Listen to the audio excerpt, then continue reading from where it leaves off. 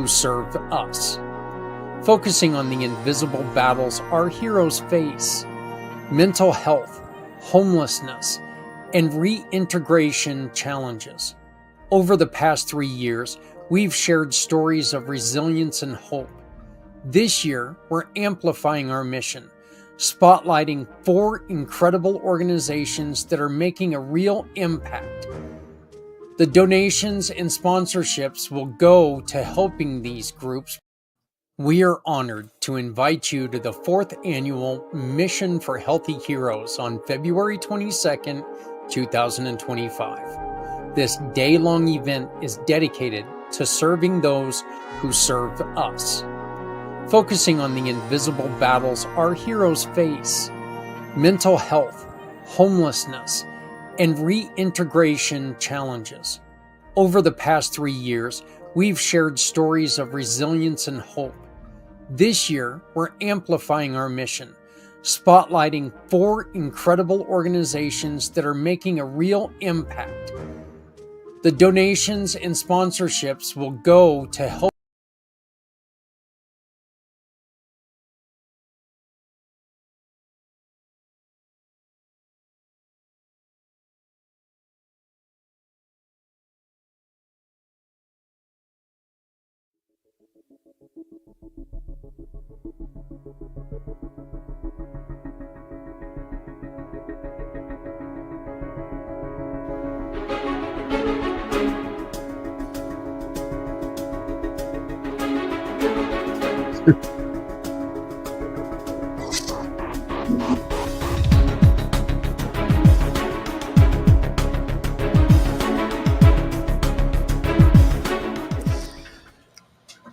Hey there, good Monday to everyone. It is Footprints Forward. My name is Zach Clayton, President and Founder of Community Pay It Forward, Community Dare to Care, and the PAC channel. We are on our way to the February 22nd, 22-hour podcast, and today is going to be quite a bit of information about that event. I've been doing a lot of studies on,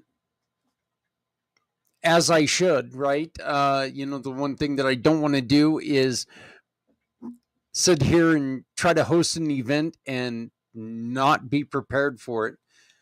Some of the things that I've found are just absolutely horrifying.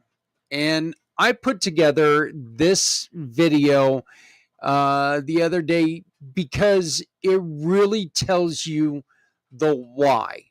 Why are we doing this, and why is Mission for Healthy Heroes so important?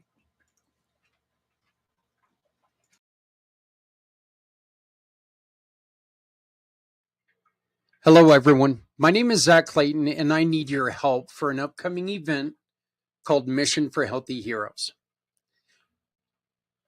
This 4th year of our 22-hour podcast is happening on February 22nd, 2025, and is dedicated to tackling one of the most pressing issues facing our critical country and community heroes today: suicide prevention and mental health. We're bringing together experts, advocates, and individuals who live with experience to have an honest and impactful conversation about challenges our heroes face and how we as a community can help. For our communities, these tragedies often stem from complex factors like mental health challenges, including PTSD, depression, and substance abuse, family strain, and feelings of isolation when transitioning to civilian life, career stressors like financial instability or workplace difficulties, easy access to firearms during moments of crisis, and systemic barriers like the stigma around asking for help and gaps in support systems.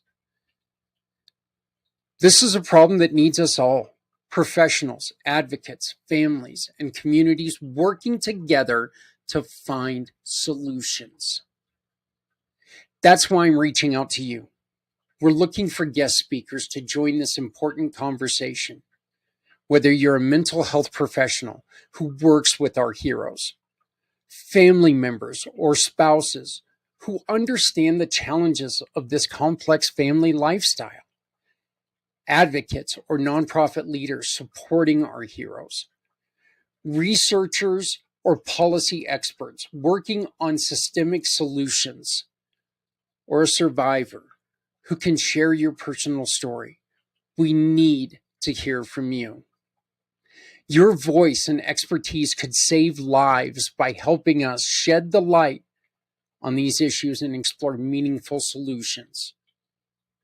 If you are interested in participating, know someone who should be part of this discussion, please reach out to me directly. You can use the information found right below me or by scanning this QR code. You can sponsor, you can volunteer, you can speak, and you can save lives. Because together we can create a powerful conversation that drives awareness and action. Let's honor our heroes by supporting them when they need us the most. Thank you for watching this short video, and thank you for caring about our hero community. Let's work together to make a real difference. I look forward to hearing from you soon. Thank you. Again, scan the QR code or use the information below, and let's make action count.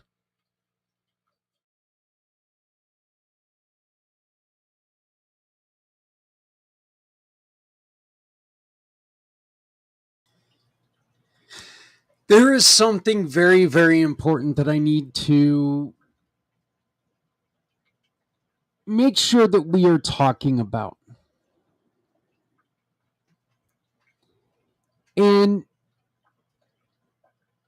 this is such a serious problem where we as civilians need to take and not put aside our beliefs. I don't want to say that, okay?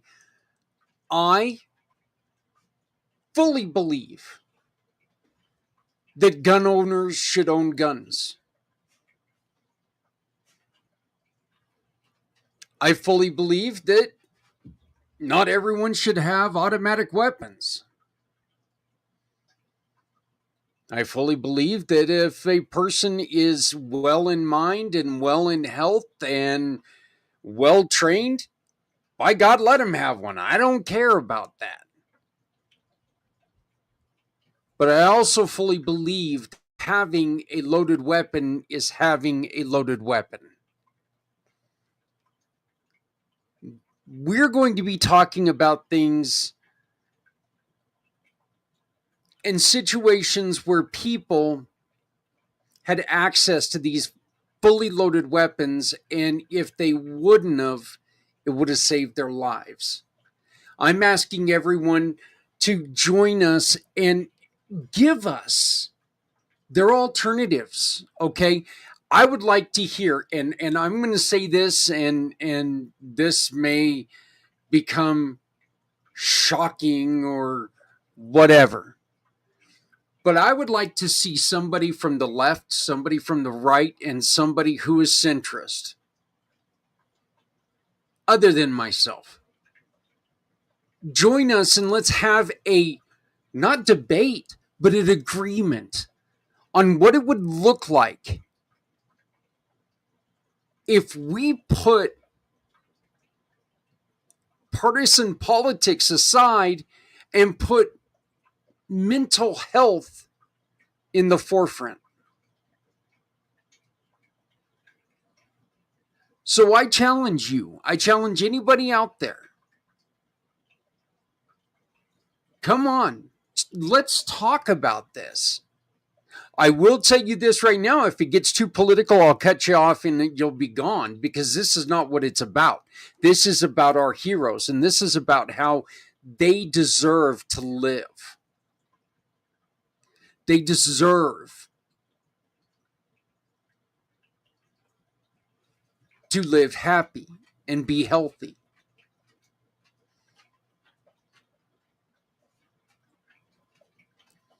Owning a gun is a wonderful right. It is in our Constitution. It's a right that should never go away, as is most of the rights in the Constitution. Matter of fact, all of the rights in the Constitution.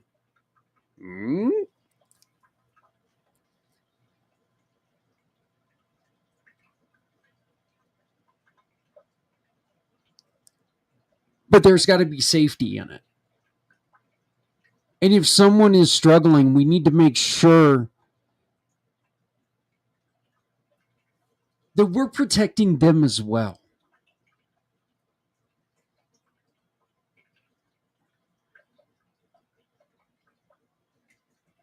I don't care how much of a gun owner and gun rights advocate you are. The senseless death of anyone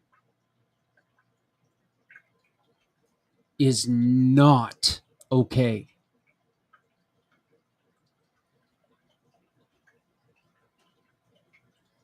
So we really would like to talk to you and talk to anyone on all sides. And let's discuss this in an adult way. Scan the QR code right beside me and join us on the show. We are starting to put together the schedule today, and the schedule does look like this. We have different sponsorship packages, and there are certain times where those sponsorships are only going to the higher sponsors. And we're doing that as an award to them and as a thank you to them. But we also want to make sure that, even the people who can't give the $250 or $400 sponsorship, they get good times they can sponsor. So don't worry. This is 22 hours. We're looking to fill all 22 hours. Okay. We need your help doing so. One of our sponsors that we've got back for a third consecutive year, and I am so thrilled to have him back, is my buddy Les Simpson. And Les sent me a video that he would like me to share with you all, and I would like to this is his new thing. And I'm going to tell you something. We had 2 interviews with this gentleman that you're going to watch in this video, and this is the first one. This is the first of the trainings, and I encourage you, pay attention to this because this is really pretty cool. A lot of the things that we were talking about just make sense. And look, I'm the first to tell you, I am not a huge fan of business coaching, and I'm not a huge fan of sales coaching and all this stuff. Okay. I think a lot of it is incorrect. Then again, that could be one of the reasons why I'm not a multimillionaire right now and we are struggling to stay alive. But I don't think that's true. I really think that they have this program going well. But I do want to let you know we will be getting back to a mission of healthy heroes as soon as I play this video for Les. And we are going to relive one of the interviews from a previous episode. So this is my buddy Les Simpson, who is rejoining the Community Pay It Forward program for his 3rd consecutive year. Les, welcome home. We are so glad to have you, my brother in giving.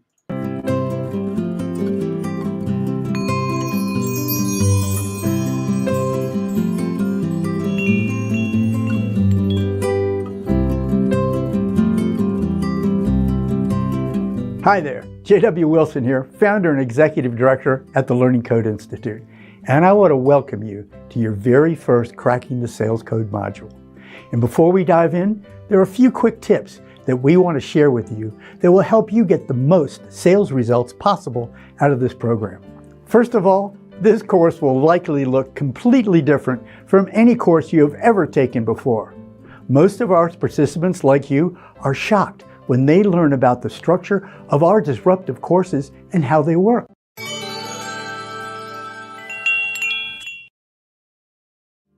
Beginning today, you will only receive 1 to 2 of these Cracking the Sales Code episodes, which we call Learning Adventures. You only get 1 or 2 of these per week, and we will deliver them to you one at a time.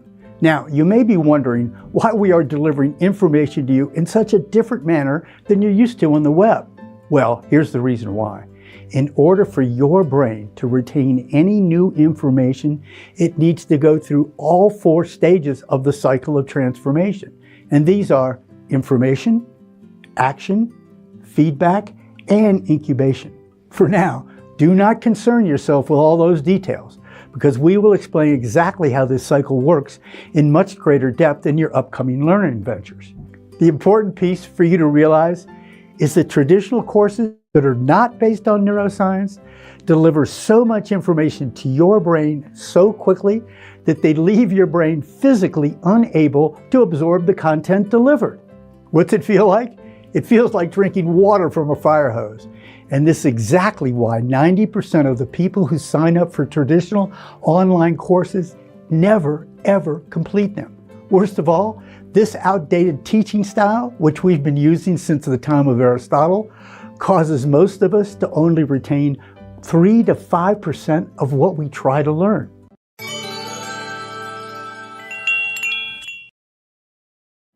So, by only providing you with a small amount of relevant information at a time in our shorter 3 to 10 minute long learning adventures, we allow your brain the time it biologically needs to commit your new learning to memory so you can use it, not only to elevate your sales process, but to improve your life and the lives of others.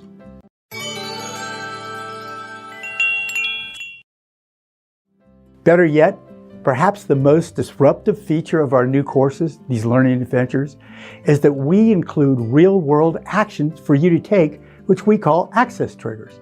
Access triggers are hands-on activities you will complete in the real world so your brain gets the feedback it needs to ensure that your new learning is locked into your brain structures to stay, so you can finally get the results in your personal and professional life that you have always been dreaming of. Thank you for choosing to unlock the neuroscience of sales with us. And without further ado, let's get on with your very first Cracking the Sales Code adventure right now.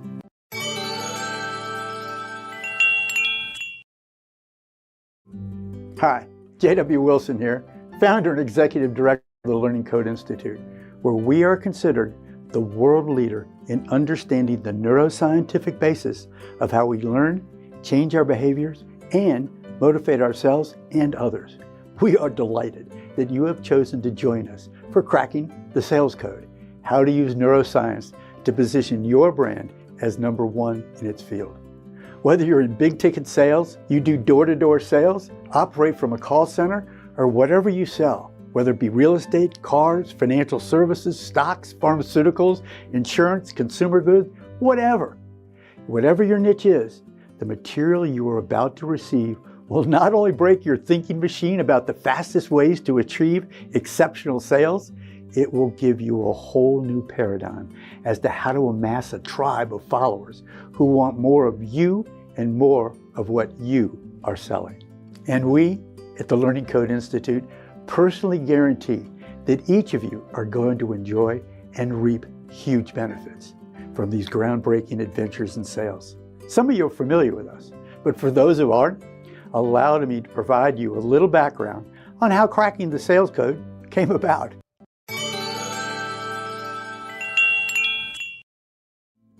Over the last 30 years, our passion at the Learning Code Institute has been, as we mentioned earlier, to dive deeper into the latest neuroscience discoveries on how we actually learn and change our behaviors. Specifically, the powerful role your biology plays in activating the brain structures and even the genes that dramatically accelerate your customers' learning and buying process. If we would have realized the depth and complexity of this subject 3 decades ago, I honestly don't know if we would have embarked on this journey of discovery. But Thank goodness we did. We're so glad we're here with you.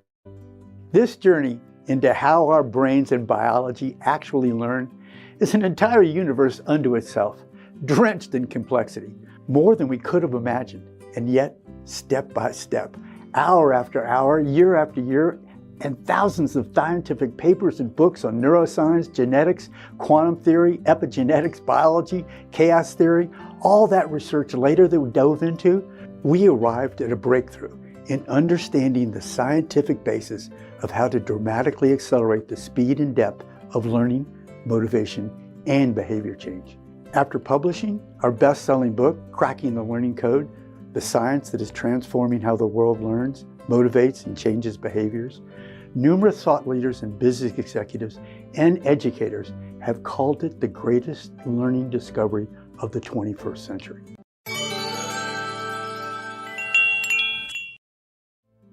Just as importantly as the science behind the learning code is what we did next.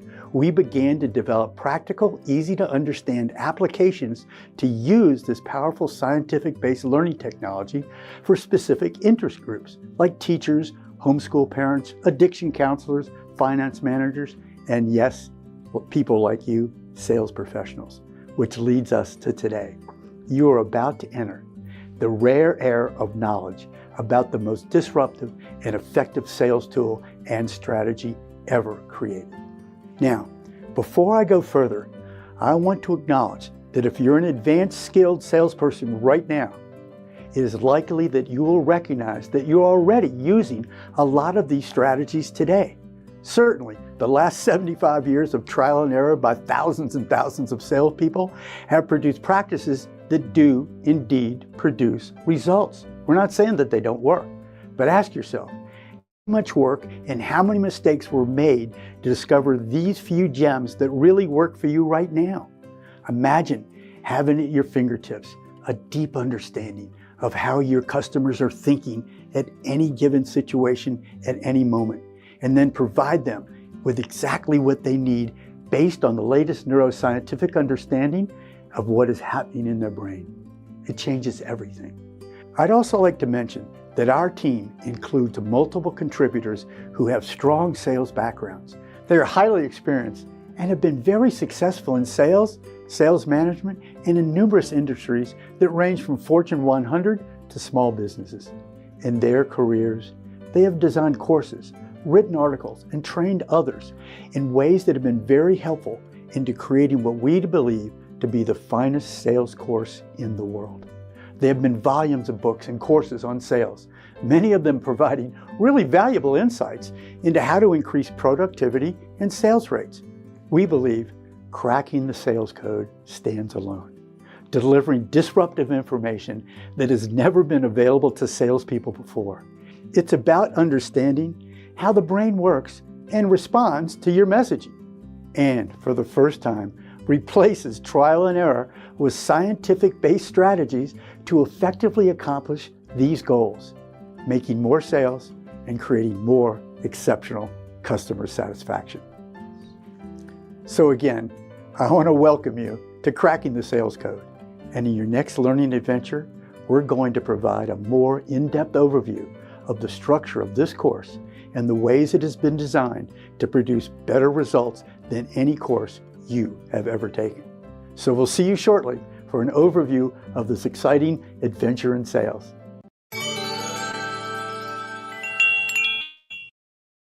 As you will see in these learning modules, which we call learning adventures, there is not a lot of the traditional kinds of homework you experienced in other academic and online courses.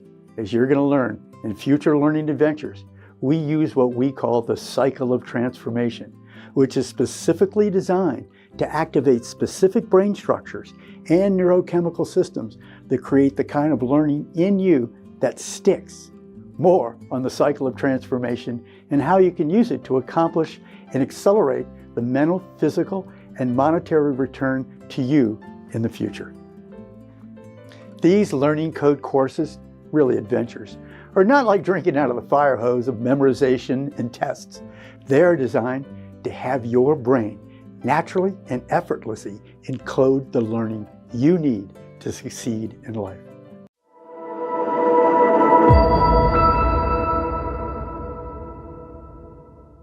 So today, the only thing we would like you to do is sit in an easy chair or take a walk. Take a few minutes and ask yourself this question. Is what I have been doing in my sales efforts giving me the results that I demand? And then take a few minutes to reflect on it. But here's the important part. Don't BS yourself so you look good. Just ask yourself that question. This is really all you got to do today. Ask yourself this question, reflect on it, and we will revisit it in future learning adventures and discuss it more. I'm so looking forward to seeing you in the next learning adventure where we will peel the onion even more so you can apply the latest learning and marketing science to your brands and sales efforts right now.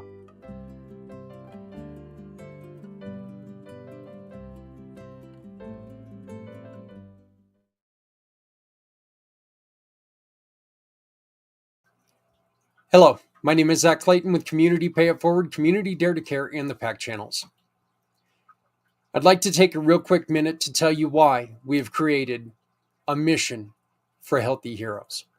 First responders are our everyday heroes, rushing towards danger when others step away.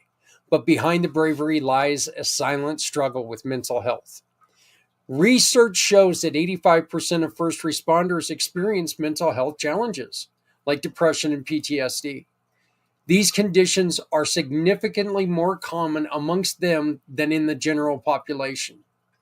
Did you know that 35% of police officers and up to 24% of 911 dispatchers live with PTSD? And tragically, first responders are more likely to die by suicide than in the line of duty. In 2017 alone, 103 firefighters and 140 police officers died by suicide. In comparison, 93 firefighters and 129 officers were killed in the line of duty. These numbers are heartbreaking, and they highlight the urgent need for mental health support.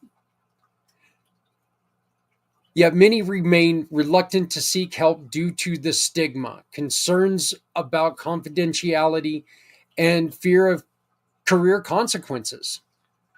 Mental health matters. Support our first responders. Together, we can make a difference.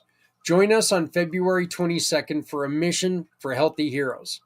Visit communitypayitforward.us/mission for healthy heroes or use the QR code above to become a sponsor today. My name is Zach Clayton, and I hope you join us. Thank you.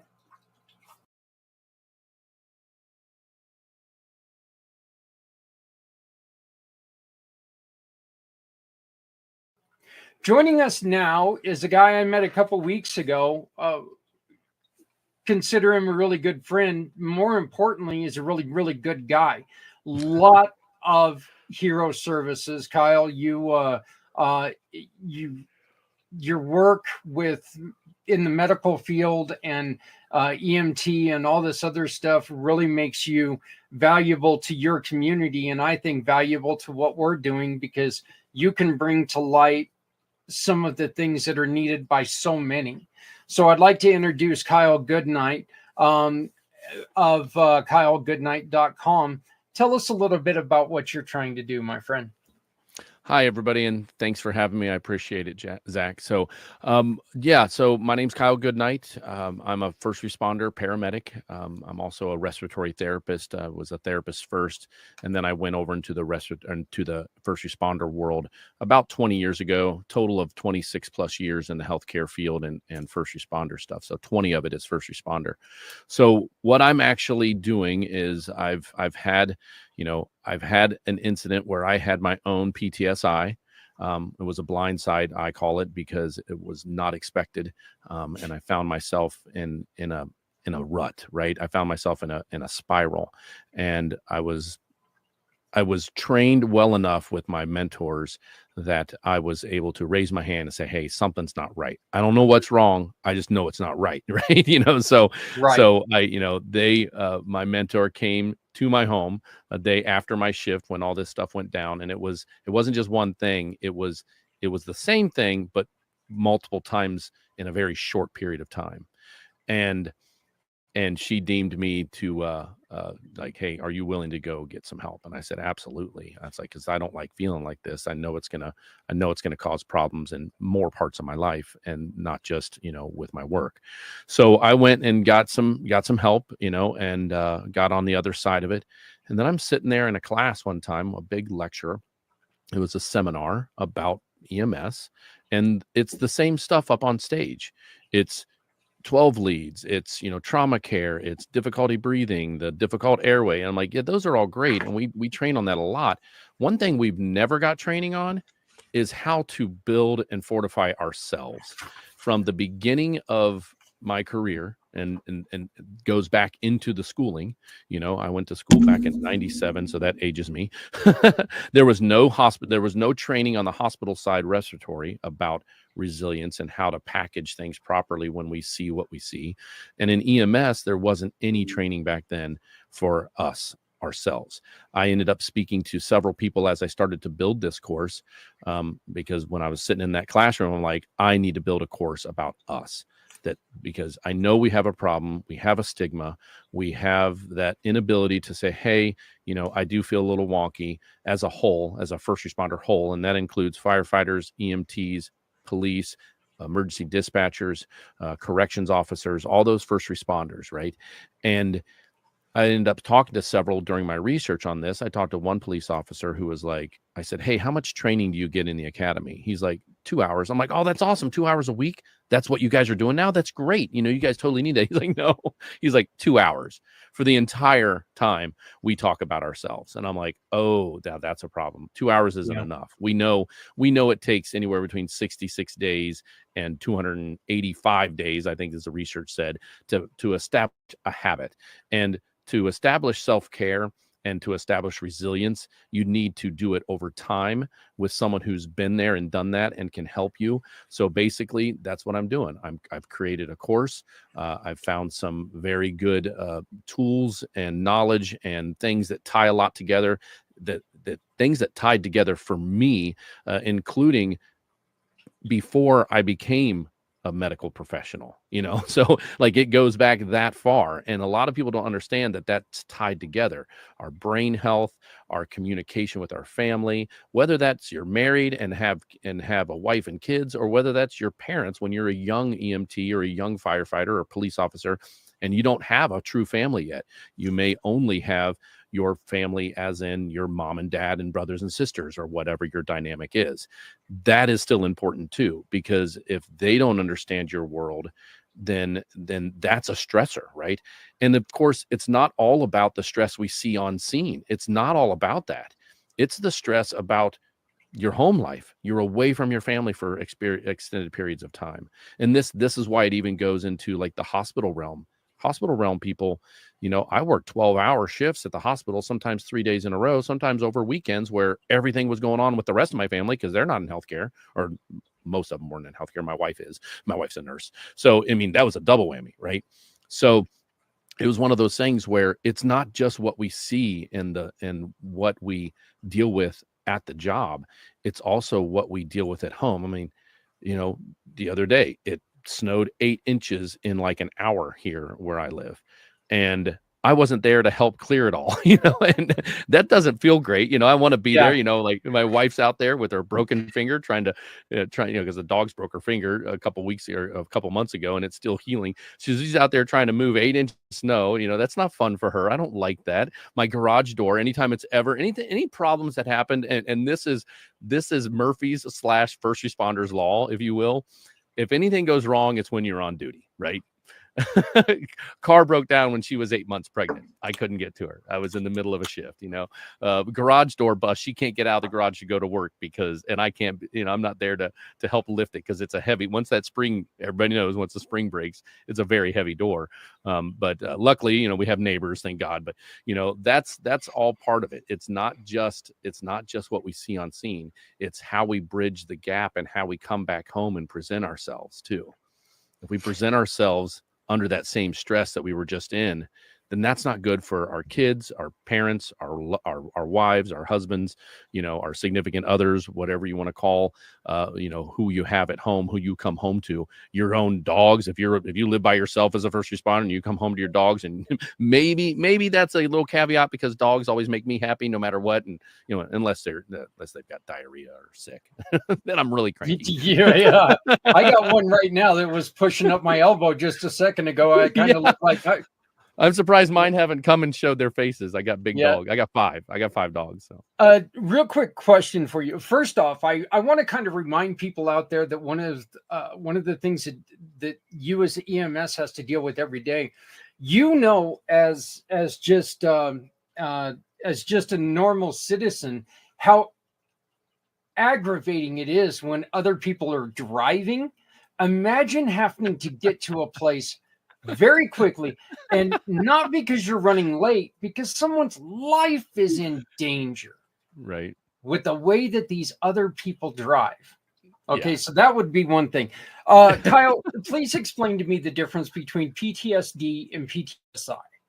So how I understand it, and this is the PTSI is a newer term they're starting to use, and even we unfortunately lost a firefighter out in the California area in the beginning of February. And I say we, I mean first responder world. And they put on the public announcement that he succumbed to his struggles with PTSI. So people are starting to use the I, and the I stands for injury or incident. So D is a disorder. I believe when it comes to the disorder, it's a long-term process that is it is a true known disorder. Read the book, The Body Keeps the Score, and they talk, very, very deeply about, everything that goes into the disorder of, post-traumatic stress. Where the PTSI comes in is an injury, an incident, something that happens that it affects you in a way, just that single incident affects you in a way that you feel the same feelings that eventual PTSD people have, but you feel it more abruptly and more acutely, if you will. So, and then, all PTSIs can go into PTSD. Now, the nice thing is, if we know that there's PTSI, okay, I just had an incident that I don't feel right. 2 weeks afterwards, and I'm talking like when it comes to time frame, not the day of. A lot of times we can package things well in the first day or two, and then like a week later, something reminds you, and you get the shake. Have you ever got the shake? Anybody's ever got the shake? You think of something, because our mind is very powerful. I chop my fingers off on the top of my finger off on a table saw, and once in a while, I'll think of that moment when my finger hit the blade and I shake, and that's a PTSI, right? Now I can move on. Right? Literally, I'm not worried about it now. I'm not dreading on it now. But it's those PTSIs are those little incidences that give you the shake, that give you that weird feeling, that if you can start to understand that that's what that is, you can package it properly. And I'm not saying like, okay, every incident you need to dive deep into therapy. And in even the word therapy anymore, there's so many new things you can do that doesn't involve the word therapy that people don't understand. And that's another thing that I'm bringing to my course is it's not about talk therapy all the time, right? It's about things that you can do for yourself, the mindset, the self-care, the mindfulness and thinking, and how you perceive things. So, and then if it gets to the point where you need some form of guidance, there's like I said, it's hard not to say the word therapy, but there's EDMR, there's hypnotherapy, there's all kinds of stuff out there that are proven to make a difference and even destroy years and years and years of trauma of any sort. Right now, is it overnight? No, just like it's not overnight that you have a PTSD situation. So, my PTSI was, I didn't even realize that it was something that stemmed from my youth until about 3 months ago. And we're sitting in, if this is evergreen, we're sitting to, February 21st of 2024. My incident that sent me for a loop was 5 years ago. And through the process of dealing with that, I came out on the other side feeling great about things and understanding and packaging it properly. I can go on calls now that are similar to the one that happened with me, multiple ones that happened to me in a row, and it was, and my coworkers know that this type of run, they need to check in with me if we go on that kind of run again, because with an EMS, we never know where we're going to get. I mean, hell, I delivered my first baby in 25 years a month ago. You just never know what you're going to get, right? So it's one of those things where the communication, the stripping away the stigma. I think if there's one major message, is that stigma that surrounds us as first responders, that we have to be tough and that we train for this. That's the double-edged sword, or that's the conundrum. A lot of people think that we trained for this. We trained to be able to see the hard stuff. We trained to how to fix it or how to deal with it in the moment. We didn't train for the aftermath. We are starting to, as a whole. I did talk to a couple of EMS class people that run paramedic programs, and I asked them straight up, hey, do you do anything about mental health for the person? Like, not mental health runs where we go mental health patient, but for us. And he said, we're starting to sprinkle it in, because COVID kind of helped that, which is great. A couple of good things that came out of COVID and the shutdowns and the mental health strain that COVID caused, it brought a lot of that up to the light, and people are a little bit more open about it. The stigmas aren't completely stripped, but they're peeling away, right? So if there's, that my course, the first thing we talk about, no matter what, we have to make sure that you come in with a completely open mind and that you have zero stigma towards what you're trying to fix yourself or fix. If it's a loved one that comes into my course, that they're trying to make sure that they don't have a stigma of their loved one that puts them without being able to communicate, issues. So, one of the things that while you were sitting there talking, one of the things that I remember, one of the that I have with post-traumatic is I slipped on ice, and my foot hit our stone house, and it completely detached my ankle from my leg. And I remember the EMT coming to take me in, and I made a little bit of a sound when I went to go try to move or something like that, and the guy goes, "It's okay if you holler. I mean, that looks like it hurts." And I'm like, "Yeah, but is it really going to do me any good?" And he goes, "It'll probably make you, probably make you feel a little bit better." And I'm like, "Yeah, I doubt that very seriously, but I love, I knew what it would do is it would just, bring more attention."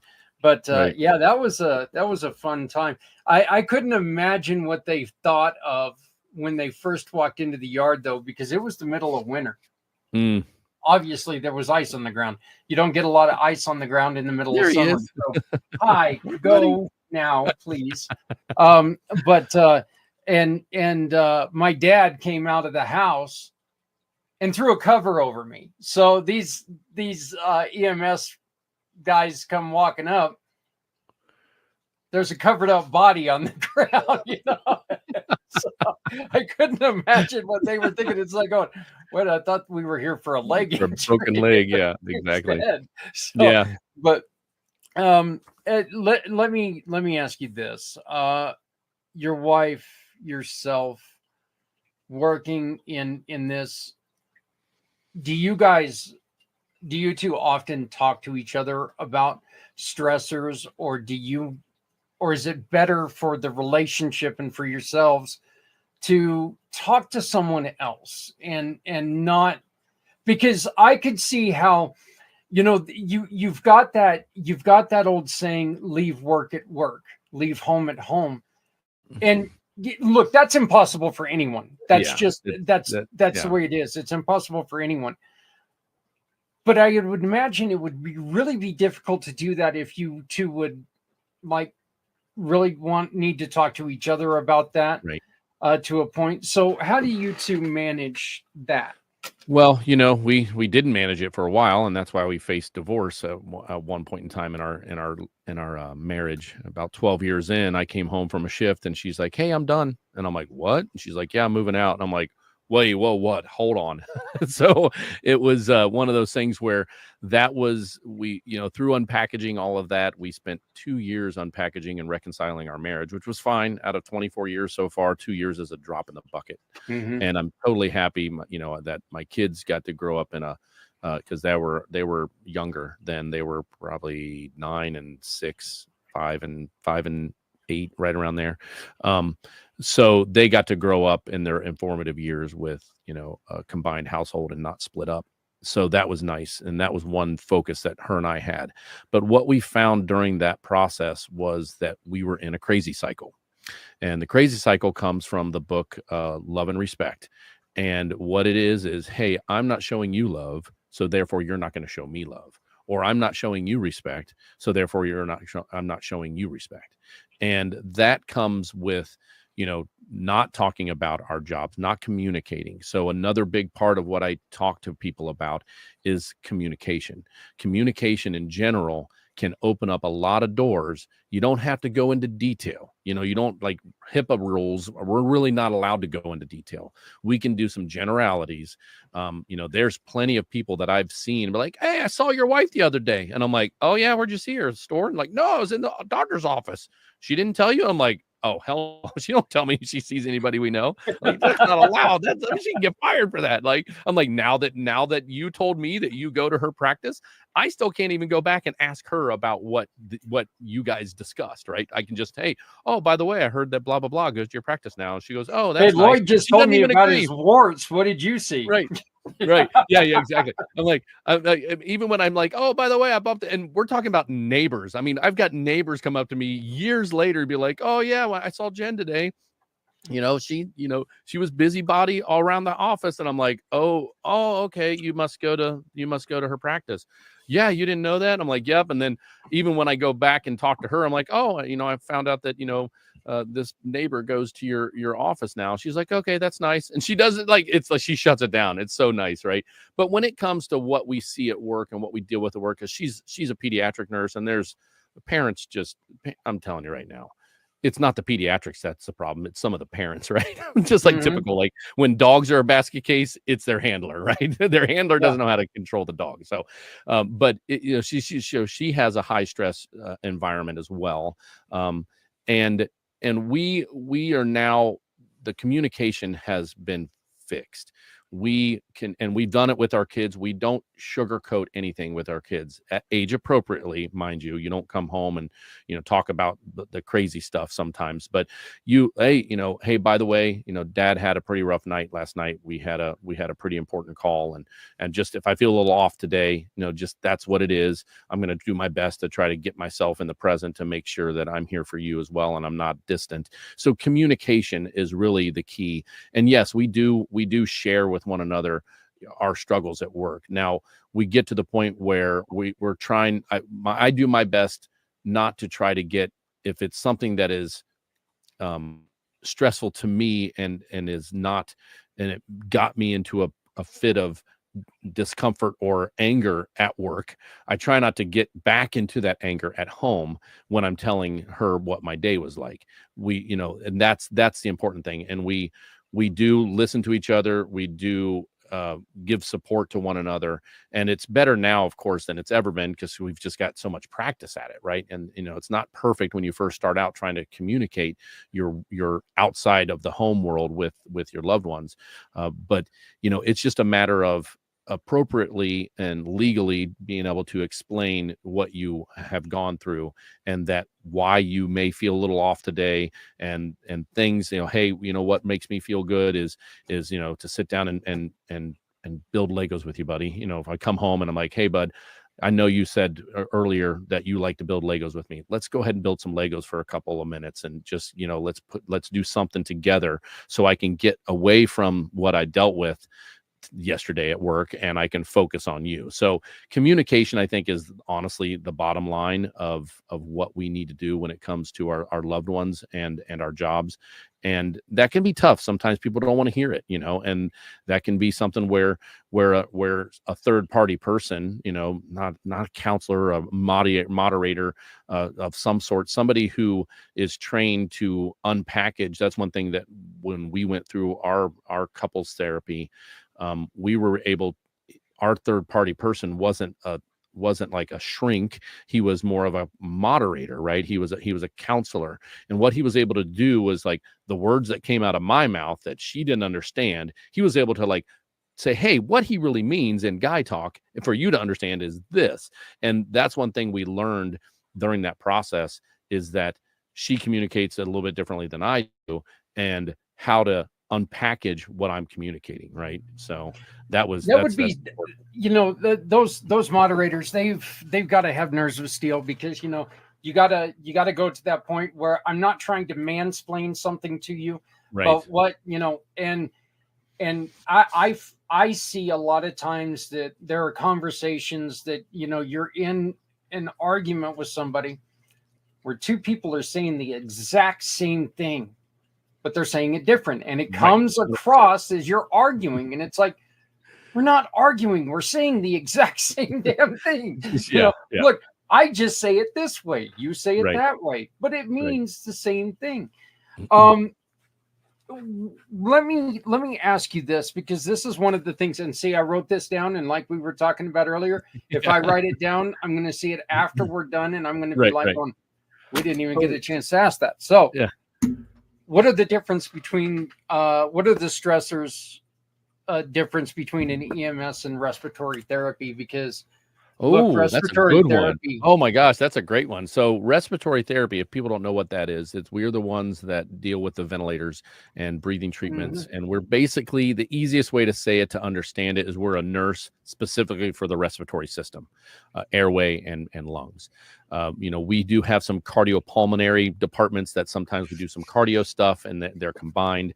But I worked at 3 different level 1 trauma centers. You see all kinds of stuff come into level 1 trauma centers. One of them was a pediatric level 1 as well. So I saw some crazy stuff, kids being burnt, dipped in water, blah, all that kind of stuff. I've seen some wonky stuff.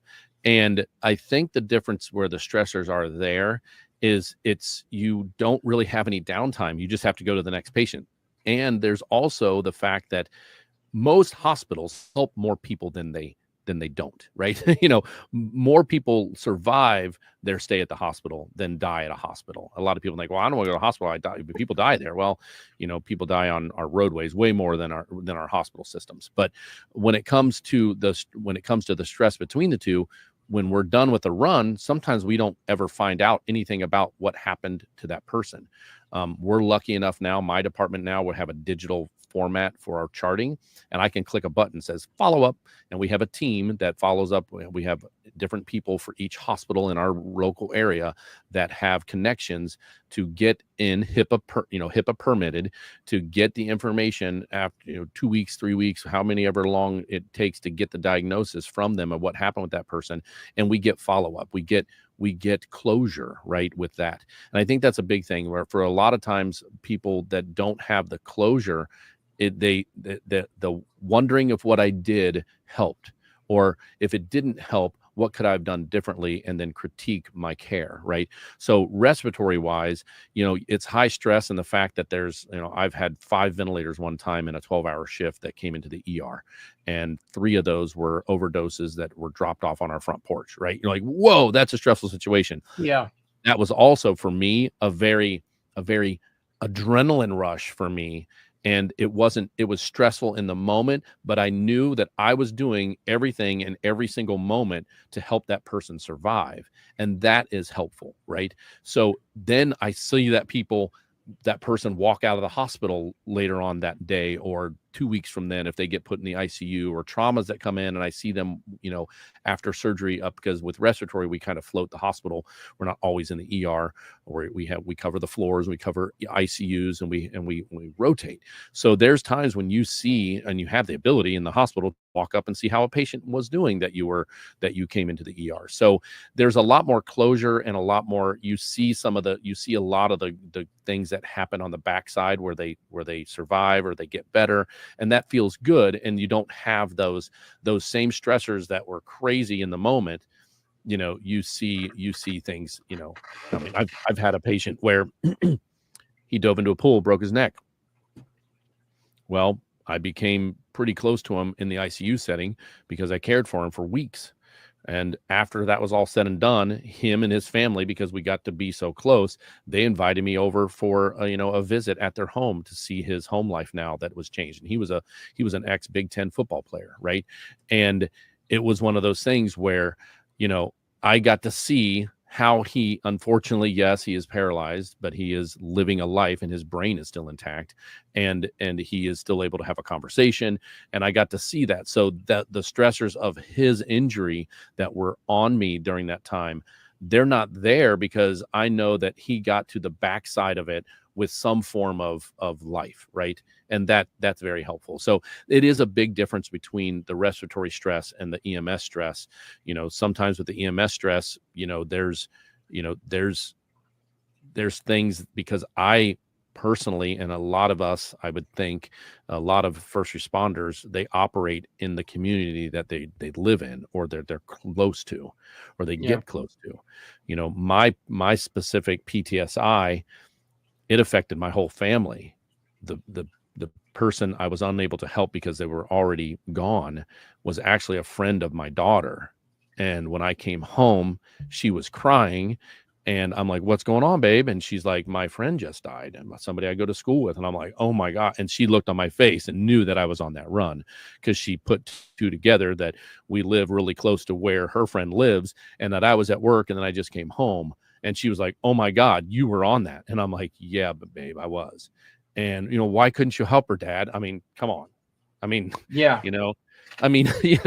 Sorry, but No, that's one of no. those things that, here's where it kind of creeps up sometimes. It's like, I couldn't help her friend. They were already gone. There was nothing I could do, nothing my team could do. And that hurts, because it's one of those things where you don't want your daughter to look at you like you were supposed to do a job, Dad, and you couldn't do it. Well, unfortunately, they were already too gone before I got there. But yeah, that was the beginning. And then I had multiple runs after that were the same concept, the same situation. And it was like, that was a big one, because it wasn't just the girl, it was her whole family. And mom and dad and brother as well. So it was devastating to the community. It was devastating to myself. It was devastating to my crew. I ended up, one of my groomsmen was best friends with the dad back in high school and early college. There was just too many connections, right? Too many connections. Yeah. Yeah. And it was a rough one, right? And then a month later, we had 9 of these runs in a row, and and it was like, what is going on? And it was like, okay, hold on a second, there is something not right here with me internally. And it was and luckily, like I said, I raised my hand and got some help, and I'm on the backside of it now. I mean, don't get me wrong. I mean, yes, you saw me get emotional because, the family factor came into it, and I still think of it once in a while, but it's packaged better. It's not packaged in a way that brings me stress. It brings me understanding, and it's been put in a place where if it does creep up, or if I ever go on a run like that again, which I have, I'm in a better place to know that it's not going to affect me the same way, because I went to my tool bag. I've figured out what tool needs to be to fix it. And then if I ever get back to that case, I know where that tool is. Just like I carry a first in bag. I know exactly where my ambu bag is to breathe for someone is. That's the same concept that I'm teaching when it comes to my course, is that I want people to have a mental first in bag when they need help, or they don't feel right, or they've they built these tools, they've packaged them properly, and they know where to go in the bag to grab the tool that could help them with that. And if that tool doesn't work, what's the next tool? Well, there's plenty of tools out there now. It's not just one-stop shop. There are plenty of tools in the toolbox to help us to package things properly. Kyle, I want to thank you so very much, and just to let you know, I please send your wife my love, my respect. I will do. When you got emotional just a minute ago, and when you told me about how the parents are one of the worst part, you're right. I remember my son being 2 years old, and we had to rush him in because his oxygen level was really, really low. Yeah. And they couldn't draw blood from my son. They kept missing. And I remember telling that nurse, and I mean, I apologized to her up and down that night, but I mean, still, I remember looking at her, telling her, you know what, if you stab him one more time and don't get it, I'm going to stab you. I was, my son just looked up at me and goes, Daddy, she's hurting me. And I'm like, you're sitting there and like tears running down my face. Yeah, your kid's saying, and that's a PTSI right there. You don't want your kid to get hurt. I mean, if we had all the time in the world, my daughter got put in the ICU and went on ventilator support because I didn't make the decision properly to get her help early enough. There's that one.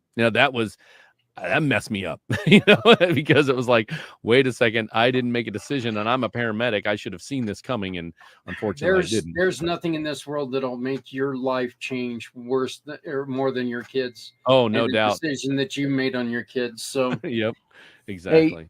Hey, I want to thank you. Yeah, thanks. I appreciate it. I do want to mention this. I'm sure that people are watching this. You see my email address and whatnot, but I'm also putting on a free webinar on March 1st. I can give Zach here the link that people can go and find that webinar and sign up for it.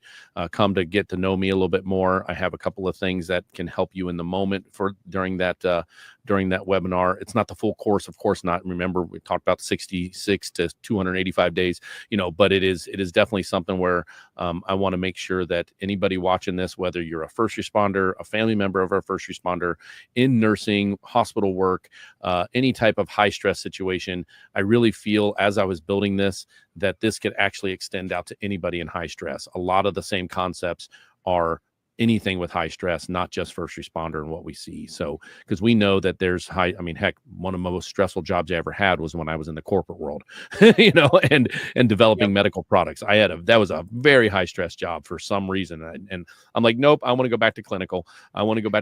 And if I have to pump on someone's chest, that's a lot less stressful than this world of corporate and all the things that happen in the corporate world. So if anybody's in the corporate world know what I'm talking about, but yeah, so send me that information and we'll flash it. It'll be on my website too. He's put my website up there a couple of different times, my email, if that's something that interests you and you want to be a part of it. There's, I'm the only Kyle Goodknight in the world spelled the way that I spell it. I put a K in the middle of my last name, good knight in shining armor, if you will. I also purchased Goodknight without the K just on my website, just so if anybody forgets to put the K in, they still get me. So it's there is one other Kyle Goodknight in the world that is spelled without the K, and I've met him and I've talked to him on Facebook a couple times through chat, but that was pretty interesting. But yeah. All right, my friend. Well, you know what? Hey, everybody, just remember that QR code above Kyle's head. That is a place where you can go and you can donate right now to help people who go through something similar to what Kyle's going through. We're going to be working with Kyle much, much more here in the near future, and be able to take and strengthen what he's got going on. And who knows, maybe next year he will be sitting in the same position as one of our benefactors next year. Kyle, I want to thank you very much. Please keep up the great work. I know that those 36-hour shifts have got to be a pain, but you know what? You're doing wonderful things. Yep, it's my purpose. So, that's another reason why I need to package things properly. Is this is what I was put on this earth to do, and I learned that back when I saved my mother's life back in 2000. So, that's when I figured it out. Thank you, thank you, thank you. All the love in the world to you and your team. Appreciate it. And please take care of yourself and everyone around you. But thank you very much, Kyle, and we'll talk to you Thank soon. you. Thanks. Bye.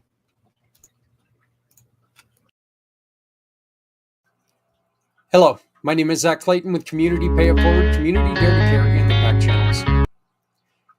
I'd like to take a real quick minute to tell you why we have created a mission for healthy heroes.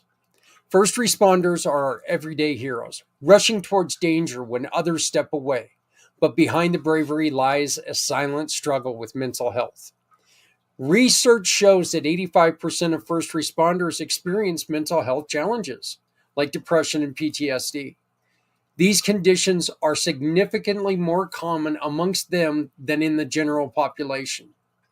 Did you know that 35% of police officers and up to 24% of 911 dispatchers live with PTSD? And tragically, first responders are more likely to die by suicide than in the line of duty.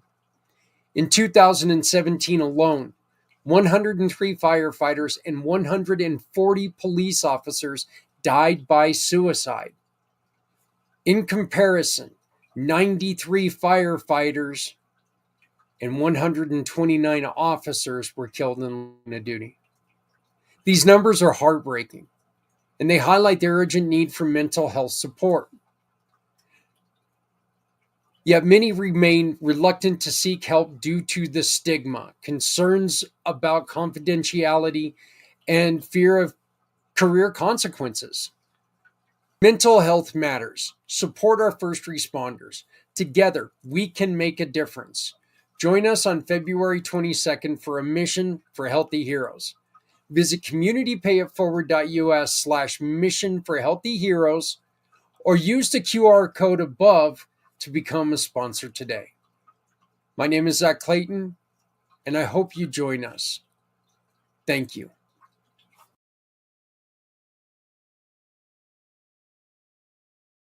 We are honored to invite you to the 4th annual Mission for Healthy Heroes on February 22nd, 2025. This day-long event is dedicated to serving those who serve us, focusing on the invisible battles our heroes face: mental health, homelessness, and reintegration challenges. Over the past 3 years, we've shared stories of resilience and hope. This year, we're amplifying our mission, spotlighting 4 incredible organizations that are making a real impact.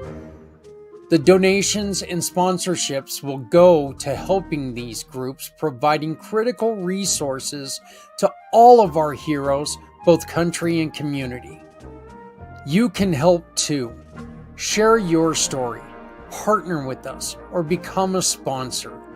Every contribution counts, whether it's time, funds, or spreading the word. Join us on February 22nd for a day of hope, healing, and change, because helping one hero means helping us all. For more information, visit the website or contact Zach Clayton at zach@communitypayitforward.us. Once again, that's Zach, Z-A-K, at communitypayitforward.us. I want to give a special shout out and a special thanks to Kyle. Hopefully, he's going to be joining us again this year.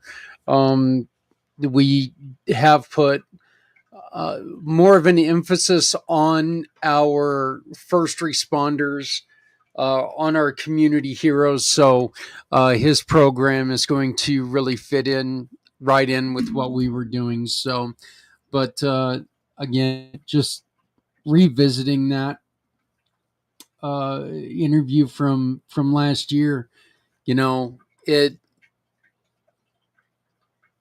there were so many things that he said in there that, you know, you really understand some of the things that they have to go through. You understand that, you know, there are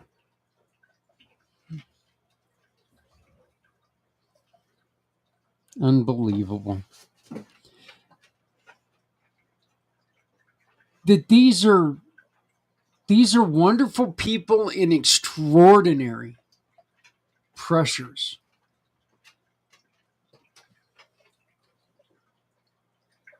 These are people who are doing things that,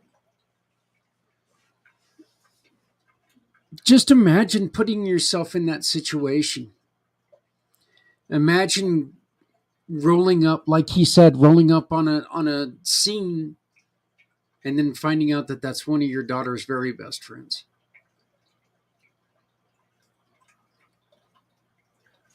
As I had said in that interview, when it came to my son, my 2-year-old son, and he was sitting there crying in my arms, I'm holding my boy and they're stabbing him, and I'm like, ugh,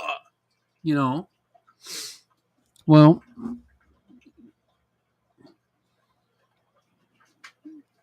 I damn near lost it. I couldn't hardly handle that. So I want to thank everybody for taking the time to spend a little bit of this Monday with us. You've been watching Footprints Forward, and we are talking about a mission for healthy heroes. Coming up February 22nd, we need your support. Use the QR code in the corner. Let me make it a little bit bigger so maybe you can scan it a little bit easier. There you go. Use this QR code to come on and join us. Talk about who you are. Talk about your story. Talk about what you do. Talk about the programs that you run that support people who need our help. This is a chance for you to make a difference. Make that difference you have dedicated your life to making. If you are a mission that takes care of our heroes in any way, like Kyle's, scan this QR code, tell us your story, and we will find time for you to come and join us on the 22nd. We've got 22 hours. There's plenty of time for you. I want every conceivable veteran, first responder mission out there to come on and tell their story. None of the organizations that are out there are big enough to take care of everyone. So let's make sure we are telling the story of everyone to help everyone. My name is Zach Clayton. I am the president and founder of Community Pay It Forward, Community Dare to Care, and the PAC channels. I want to thank you so very much for joining me today on Footprints Forward. Please remember to love somebody out there, because somebody out here loves you. If you're not helping someone, you're hurting everyone. Folks, take care of each other. We're all we got. And if we take care of each other, we don't have to depend on others to take care of us. Thank you very much. We will join you again next week right here on Footprints Forward as we continue to talk about this. Join us this Wednesday on Pact for another episode for another interview from previous years. And we're also going to replay this last Thursday's family networking meeting on community impact.